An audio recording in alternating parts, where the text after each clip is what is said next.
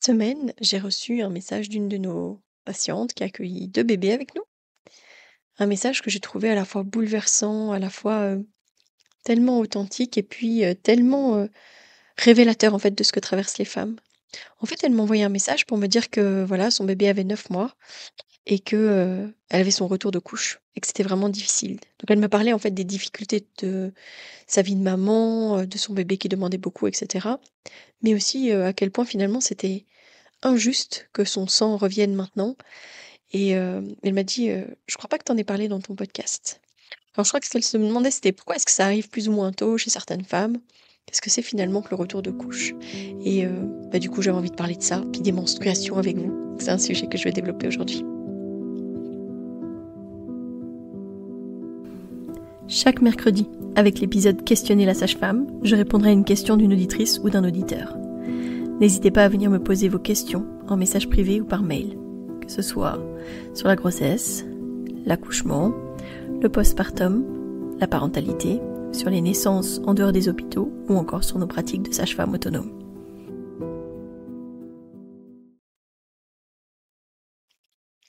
Le retour de couche, c'est quoi? C'est le moment du retour des menstruations. Donc en fait, quand les femmes, accouchent, elles perdent du sang. Ça, je vous ai déjà expliqué plusieurs fois dans les derniers épisodes. Voilà ce que c'était que la plaie placentaire, du fait qu'on saignait vraiment de là où était inséré le placenta et que c'est une plaie qui saigne, ce qui est totalement différent, des menstruations, du retour des règles. Heu, je crois qu'il y a encore beaucoup de tabous par rapport à ça, clairement. C'est même pas je crois, j'en suis certaine. Mais, il y a aussi beaucoup de mal-information et surtout, tabou, c'est une chose, mais finalement, rendre ça, sale, pas du tout positif, qui doit être caché, invisibilisé, c'est toujours le même problème. Pourquoi est-ce que tout ce qui concerne les femmes finalement, puis qui font partie de leur identité, est autant minimisé, autant, autant invisibilisé, autant, voilà? Les femmes doivent fonctionner encore et toujours. L'épisode de lundi, c'était sur le premier trimestre, invisibilisé totalement et les règles, les menstruations, mais c'est fou aussi à quel point finalement on demande de fonctionner à tout instant comme si de rien n'était et toujours de la même manière. Alors que c'est une chose qui est immuable chez les femmes, c'est qu'on est cyclique et ça on doit vraiment l'accepter. On en a des conversations maintenant à cœur ouvert avec mon amoureux, mais il nous aura fallu, je dirais peut-être bien 18 ans. Euh, j'ai l'impression qu'en fait c'est beaucoup plus clair entre nous, on est beaucoup plus capable d'en parler, d'en discuter. Finalement, au bout de 18 ans, là maintenant ça fait 21 ans, donc je trouve que c'est beaucoup plus facile pour lui de comprendre comment est-ce que je fonctionne et puis quelles sont les implications qu'ont mes cycles avec ma manière d'être, que ce soit, dans notre intimité clairement, mais aussi, dans, mes états, parfois, d'avoir envie d'abattre beaucoup de travail, d'être très créative, parfois aussi avec des humeurs très changeantes, parfois très introspectives et ça, on nous en parle clairement pas assez. Donc le retour de couche, c'est vraiment un moment qui est souvent négligé dans la vie des femmes, après la naissance, après la grossesse, après la fin de l'allaitement ou en cours d'allaitement parce que, voilà, il y a des femmes qui vont avoir un retour de couche, quand même vers les 2 mois de vie du bébé, comme pour les femmes qui n'allaitent pas, malgré qu'elles ont un allaitement qui est soutenu et cetera. Ça dépend vraiment des femmes. Puis certaines qui vont avoir, pas du tout de cycle pendant des mois, voire des années si elles allaitent, vraiment longtemps. Parce que parfois il y a des femmes pour qui ça suffit de donner le sein, voilà, quelques fois dans la journée pour que ça ait un impact et que du coup elles aient pas leur retour de couche. À l'inverse, Mélanie m'avait expliqué que pour elle, dès que sa fille avait fait à peu près 6 heures, sans tétée et bien, son sang était de retour. Ah là là, on a encore beaucoup de choses à démystifier, hein, sur tout ça, hein, le retour de couche, le sens que ça a, le sens profond finalement. Oui, c'est un retour à la fertilité, mais pas que. Et puis, notre rapport aux menstruations, à notre corps féminin cyclique et pourquoi franchement il faut arrêter de considérer ça comme tabou, quoi. Alors c'est normal que ce retour soit vécu comme, oui, parfois difficile, un choc émotionnel, particulièrement quand, ça symbolise une fin, une dernière fois. C'était le cas pour ce bébé qui pour eux était leur dernier bébé. Bah, forcément dans sa vision, c'est plus négatif de se dire, «Ah maintenant je vais avoir mes règles, mais c'est pour rien». Il y a beaucoup de femmes qui se rappellent quand même que on a nos règles parce que, notre corps se prépare à chaque mois, chaque cycle, prépare à accueillir un potentiel bébé. Mais c'est pas que ça, c'est important de se rappeler.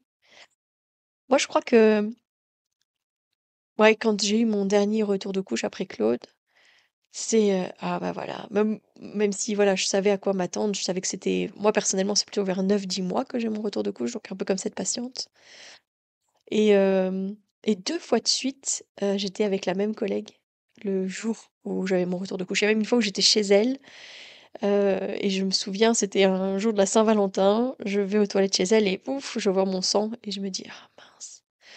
C'est à elle que du coup j'ai dû demander une protection hygiénique. Ça me rappelle quand même la sororité qu'il doit y avoir entre les femmes, notamment sur les questions de menstruation et à quel point on devrait, justement être toujours en dans l'aide, dans le soutien à nos sœurs qui, comme nous, saignent régulièrement. C'est ce qu'on a appris, la semaine dernière. J'ai eu la chance de vivre un truc extraordinaire avec, ma plus grande fille. J'avais envie de la fêter, de l'honorer pour son entrée justement dans le monde des femmes.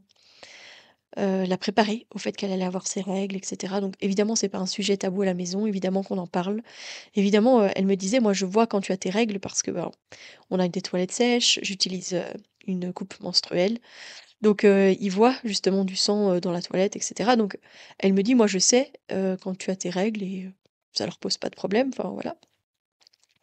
Mais autant j'en avais un peu discuté avec elle, j'avais mis, à sa portée, des livres autour des menstruations, autour des premiers cycles, autour des premières règles, et à la fois j'ai eu la surprise de savoir qu'elle avait saigné une fois et qu'elle m'en avait même pas parlé.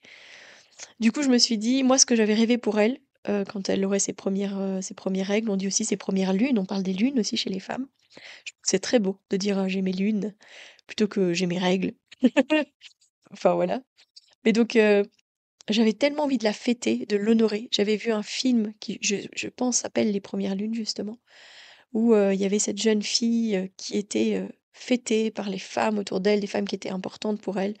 Hem Fêter vraiment cette entrée dans la vie de femme, dans son corps qui crée ce nid, de manière mensuelle et cetera et hem et je trouvais ça tellement beau, j'avais envie de lui offrir ça. Alors, les choses s'alignent, les voilà. J'avais des collègues qui ont proposé justement l'animation d'une, après-midi soirée autour du cycle des femmes, des premières lunes et cetera. Et j'ai vraiment beaucoup, beaucoup aimé la vision qu'on a transmise à ces jeunes filles, de à quel point c'est, finalement une force, d'être cyclique comme on l'est. Alors qu'on nous le présente très souvent comme quelque chose de tabou, comme quelque chose de négatif. «Ah oui, ah tu es bien énervé aujourd'hui, qu'est-ce que tu as? Tes règles, oh, voilà, c'est comme si les femmes devaient être toujours en joie et le peu de fois où enfin et le peu pourquoi pas le peu de fois, mais les fois, tout simplement, il y a pas de peu. Les fois où elles sont un peu grognons, où elles ont un peu de mal et cetera et bien, on remet ça sous le coup de leurs règles, de leur cycle, de leur menstruation. Ça a strictement rien à voir d'abord. On a le droit d'être de mauvais poil sans qu'on ait nos règles, clairement. Mais ça nous montre en fait à quel point la société, elle visualise ça vraiment comme, quelque chose qui est pas bon, quoi.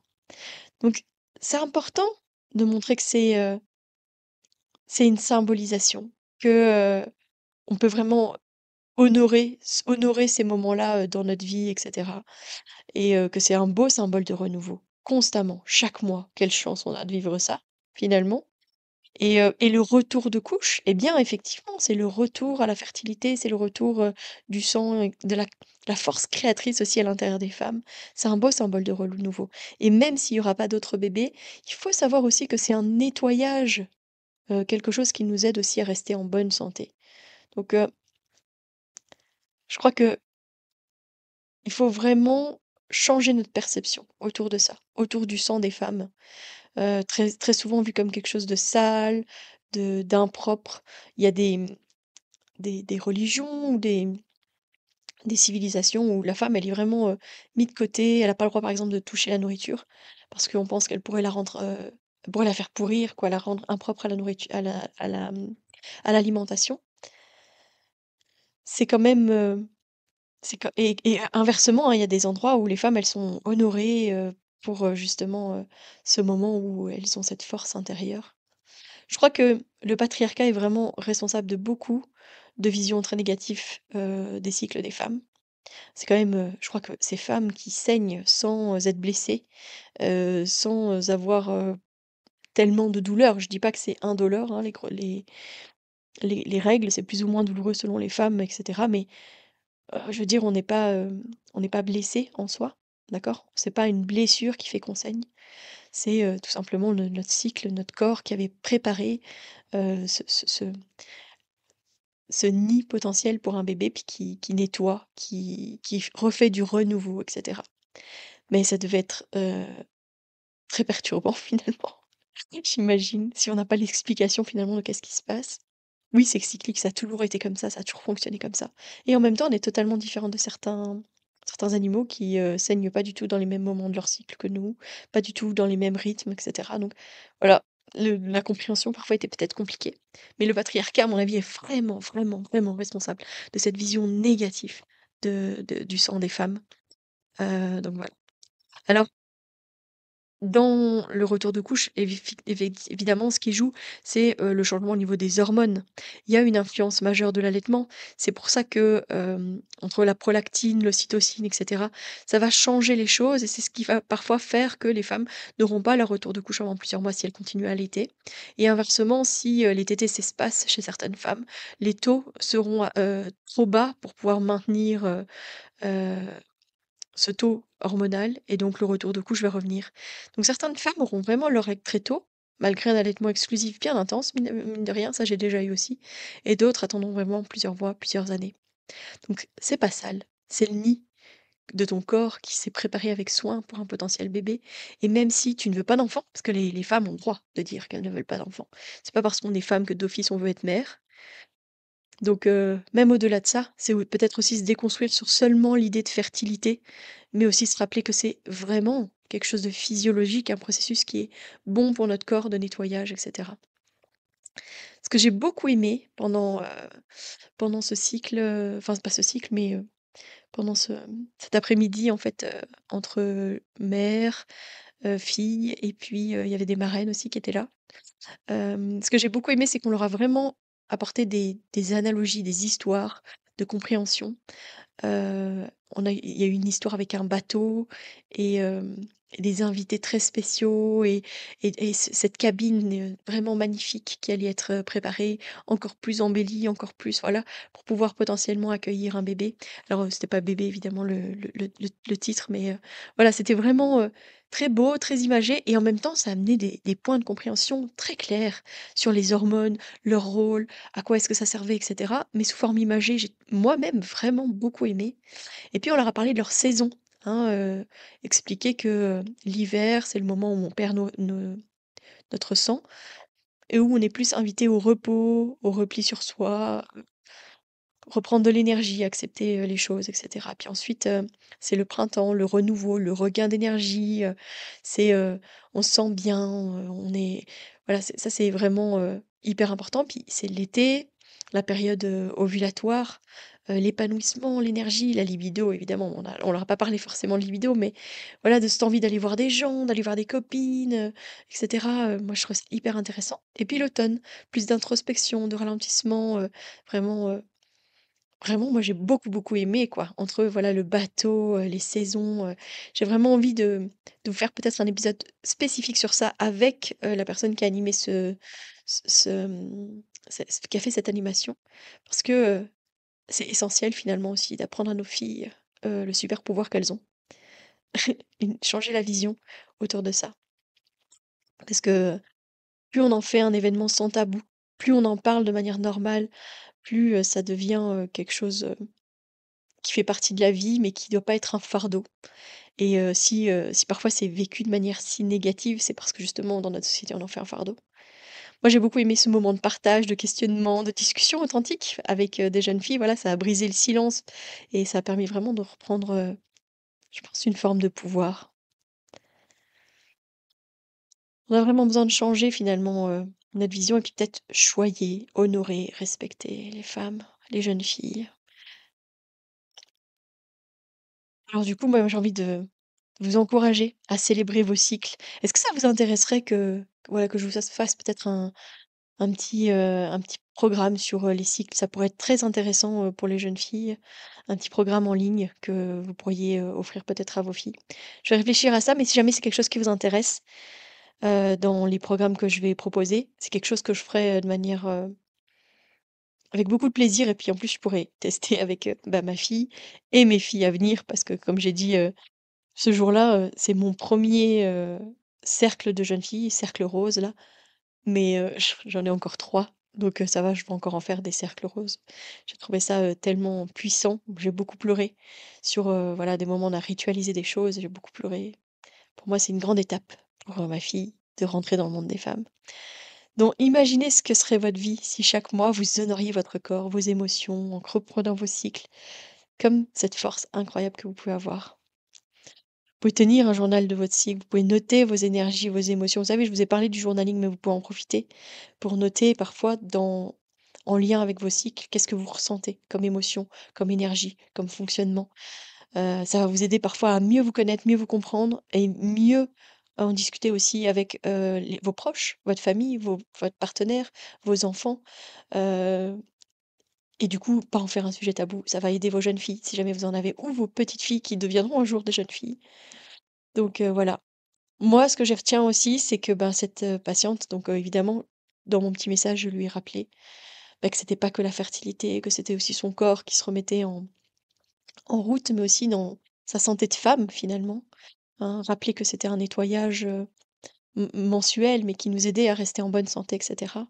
Et elle m'a repartagé, des photos d'elle dans les bois avec sa fille, en portage. Puis, elle m'a dit: «Finalement, je suis honorée que ouais, que mon retour de couche soit arrivé, au moment du printemps». Donc comme quoi, on peut le matin se réveiller et se dire: «Oh non, c'est pas possible, ça revient.